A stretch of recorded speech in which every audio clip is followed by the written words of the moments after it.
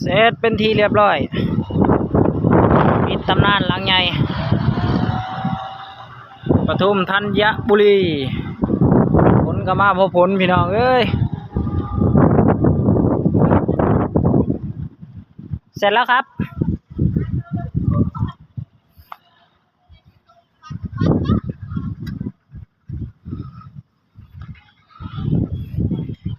วิธีการวางกระเบื้องเซรามิก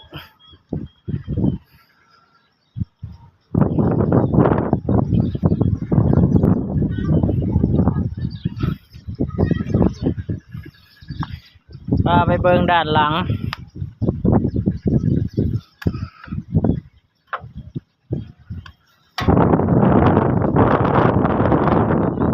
สวยงามคือเขาพี่น้อง